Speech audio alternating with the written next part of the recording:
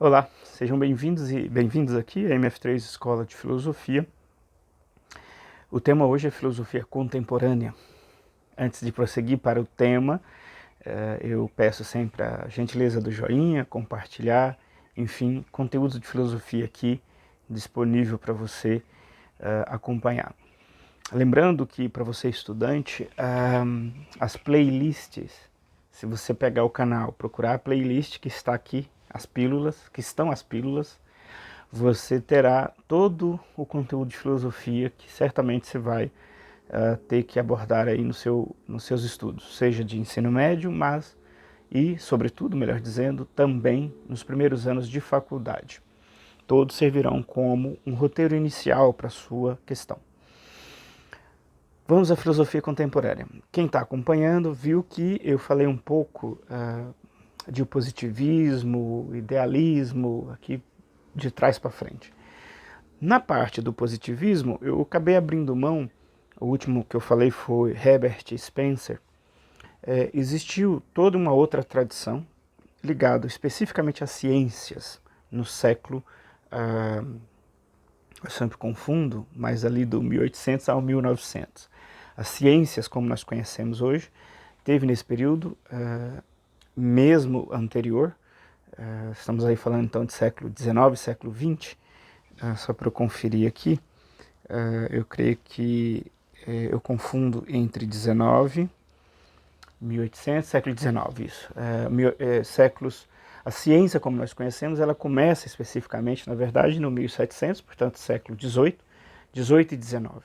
O século XIX é que ela aparece mais vultosamente, sobretudo associada às demandas da Revolução Industrial e também embasada na Revolução Política a partir da França, a Revolução Industrial a partir da Inglaterra, aqui no geral.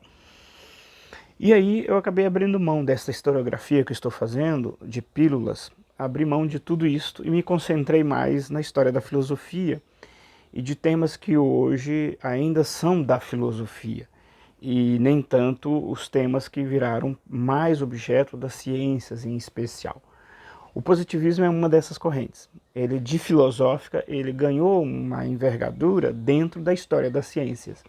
Então, aqui acabei deixando fora da minha historiografia figuras como Darwin e uma série de outros, como Henri Poincaré, por exemplo, na área da matemática, da física.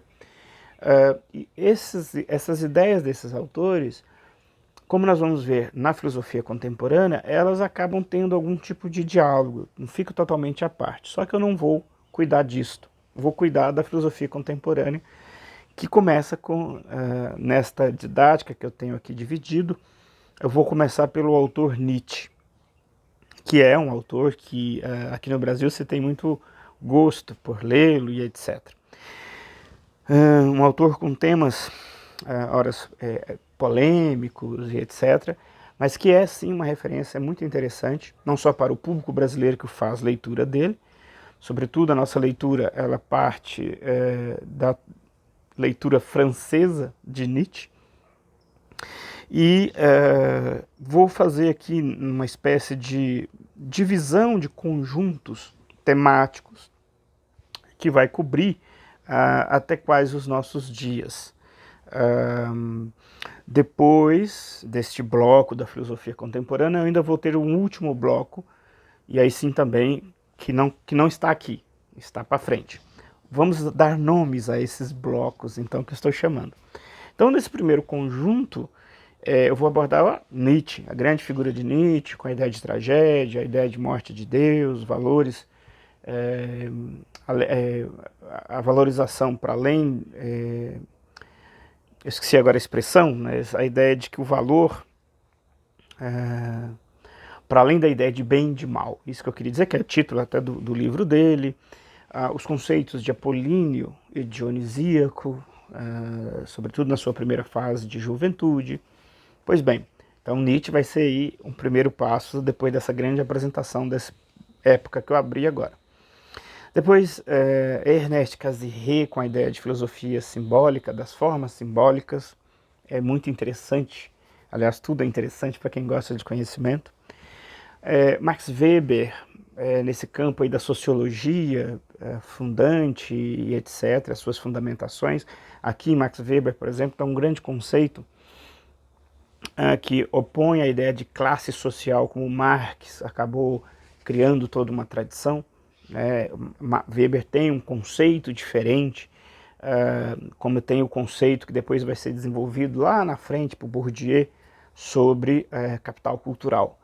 E vai falar muito mais de, eu sempre esqueço o nome, mas no lugar da classe social ele fala de um circuito que substituiria a ideia de classe, e dentro desses circuitos de trocas haveria uma hierarquia.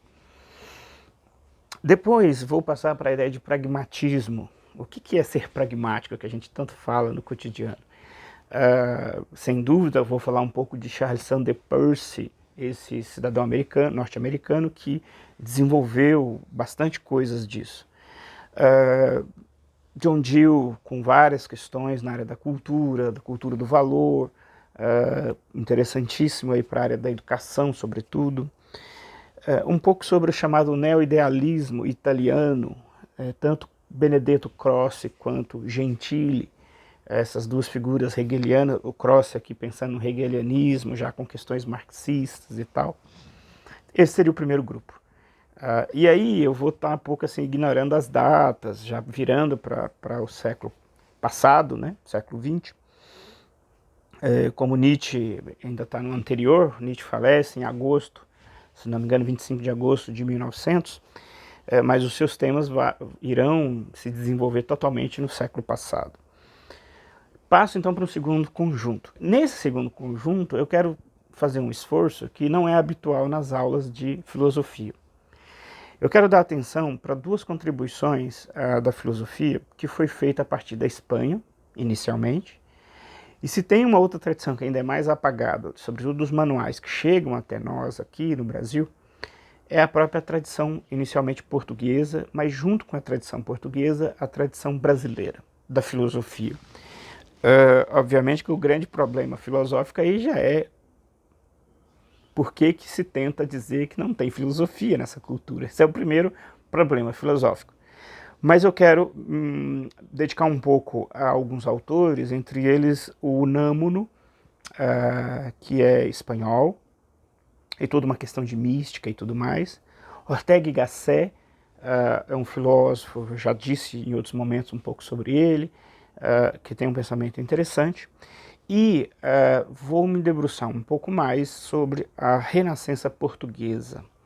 Este fenômeno que aqui a minha referência será Leonardo Coimbra, mas não só o pensamento de Leonardo Coimbra, mas especificamente um movimento cultural dos anos 20 do século passado, do qual um autor que eu me interesso atualmente, Agostinho da Silva, de certa maneira se formou na sua graduação e no seu doutoramento na recém-Universidade do Porto, recém-criada Universidade do Porto. Quero me dedicar um pouco a isso, especialmente da contribuição de Antônio Paim, filósofo brasileiro, historiador, que contribui com bastante informações para a gente ter acesso a este período da filosofia.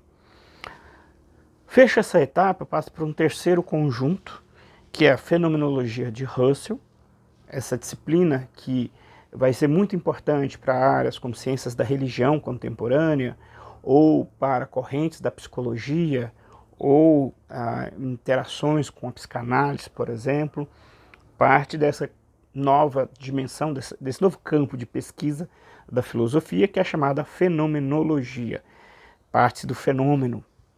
Lembra, lá em Kant nós falamos de fenômeno que aparece, e por detrás do fenômeno tinha uma coisa. A gente chama essa de coisa em si.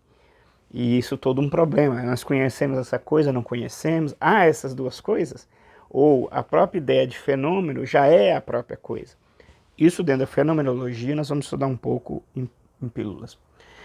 E aí eu chego em Heidegger, esse autor que tem uma contribuição tanto para a ideia do existencialismo quanto para a fenomenologia. Depois, o existencialismo do filósofo Karl Jasper, Hannah Arendt, Sartre, Maurice Merleau-Ponty, Gadamer, com a ideia de método e hermenêutica. Bem, esse é o terceiro bloco. O quarto conjunto seria a filosofia da linguagem e o pragmatismo. Eu talvez tenha que reorganizar, porque eu coloquei o pragmatismo lá atrás, vou ver como é que eu organizo isso. Talvez eu deixe para falar de Peirce exatamente nesta parte aqui do pragmatismo. Perdão, da filosofia da linguagem.